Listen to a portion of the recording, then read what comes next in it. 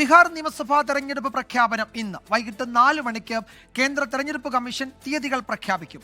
November 22-നാണ് നിയമസഭയുടെ കാലാവധി അവസാനിക്കുന്നത്. ബീഹാറിലെത്തി മുന്നൊരുക്കങ്ങൾ വിലയിരുത്തിയ ശേഷമാണ് കമ്മീഷൻ തെരഞ്ഞെടുപ്പ് പ്രഖ്യാപിക്കുന്നത്. തീവ്ര വോട്ടർ പട്ടിക പരിഷ്കരണ വിവാദത്തിന് പിന്നാലെ നടക്കുന്ന തെരഞ്ഞെടുപ്പിനെ അതീവ പ്രാധാന്യത്തോടെയാണ് രാജ്യം ഉറ്റുനോക്കുന്നത്.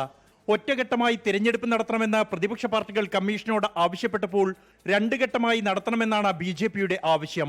ഈ മാസം 28-ന് അവസാനിക്കുന്ന ഛത് പൂജയ്ക്ക് പിന്നാലെ നവംബർ ആദ്യവാരം മുതൽ 2 ഘട്ടമായി തെരഞ്ഞെടുപ്പ് നടത്താനാണ് സാധ്യത. എല്ലാ ബൂത്തുകളിലും വെബ്കാസ്റ്റിംഗ് അടക്കമുള്ള നവീകരണങ്ങൾ ബീഹാർ തെരഞ്ഞെടുപ്പ് മുതൽ നടപ്പാക്കുമെന്ന് കമ്മീഷൻ അറിയിച്ചു. ബീഹാറിലെ 243 അംഗ നിയമസഭയിലെ കാലാവധി നവംബർ 22-നാണ് അവസാനിക്കുക.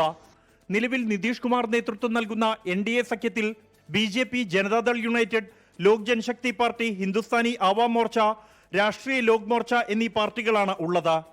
RJD നയിക്കുന്ന പ്രതിപക്ഷ സഖ്യത്തിൽ കോൺഗ്രസിനും ഇടത് പാർട്ടികൾക്കുമൊപ്പം ഇക്കുറി വികാസ്ശീൽ ഇൻസാൻ പാർട്ടി, രാഷ്ട്രീയ ലോക് ജനശക്തി പാർട്ടി എന്നിവരും ഉൾപ്പെടും.